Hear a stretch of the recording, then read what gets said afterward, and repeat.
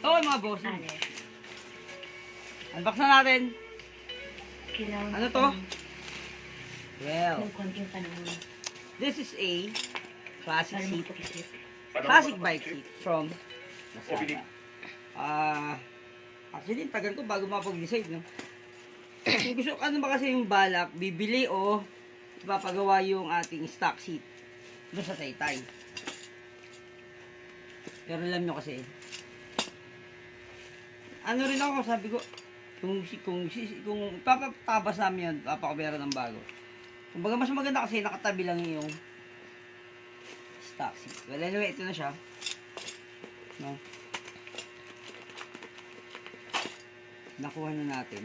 Actually, kahapon pa to. Wala lang akong pambayad. So, pag bumili kayo nito mga boss, may kita nyo naman to. Complete access, so i-bracket niya, no? Well, anyway, this is universal. Universal countdown. Hindi ko paano magkabit, pero check natin mamaya. Dali na naman yan. Ito yung bracket and the screws. Kasama yan. Ito yung mismo seat itself. Maganda nga ang pagkakaan niya. Tingnan niyo. No, baby. Ba? Tsaka tahi. Yung nakita ko kasi isang beses, nakapress lang siya. Hindi ko alam kung ba't gano'n, ha?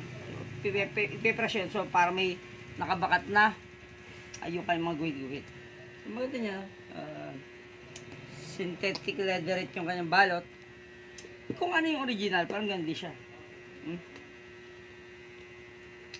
Yun nga, mas manipis ito kaysa ipatabas yun, yung stock seat ni Classic. Tapos ito ay straight, hindi ito yung kick-off, yung nakaangat pang kape-racer yun. So, check natin kung good.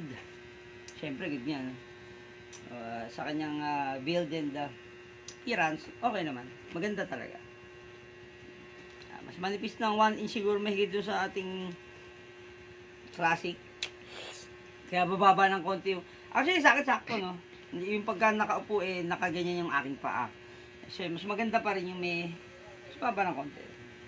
Yung mababago sa handling yan pagka bumaba. Ganda ang build yun. Double check nyo na lang, mga boss.